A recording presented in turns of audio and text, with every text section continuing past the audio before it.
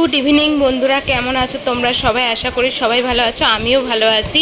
তো বাপের বাড়িতে তো ভালোই এই কয়েকদিন কাটালাম জামাই ষষ্ঠীতে। তারপর দেখো আজকে চলে এসেছি বাড়িতে, মানে পরের দিন সন্ধ্যাবেলায় বর আর আমি দুজনে মিলে বেরিয়েছিলাম একটুখানি ঘুরতে। তো দেখো রাস্তার মধ্যে আমরাও বেরিয়েছি আর জোরে বৃষ্টি নামা শুরু হয়ে গেছে। এতটাই জোরে বৃষ্টি পড়ছিল, কোথায় দাঁড়াবো ভেবে পাচ্ছিলাম না। তো দেখো একটা দোকানের সামনে দাঁড়িয়েছি এখন আমরা।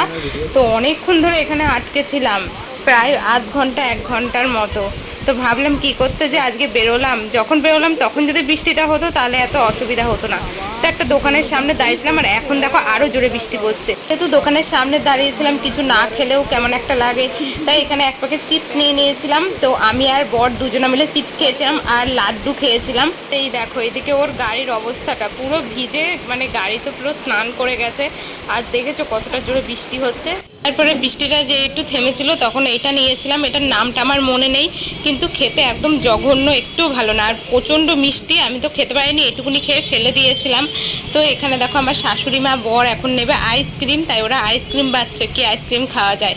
তো প্রথমে নিয়েছিলাম একটা বাটি, এই যে ছোটো বাটি, এই বাটিটা খেয়ে মন ভরেনি। তারপরে দেখো একটা কত বড় আইসক্রিম কিনেছি।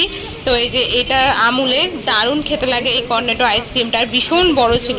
ওই 40 টাকা না কত 50 টাকার মতো যাই হোক দাম নিয়েছিল। তারপরে খাওয়া দাওয়া করে বাড়ি আসলাম আর স্যুপ কিনেছিলাম, এই প্রথমবার আমি স্যুপ খাচ্ছি। আর মোটামুটি আমার ভালোই লেগেছিলো, খারাপ লাগেনি।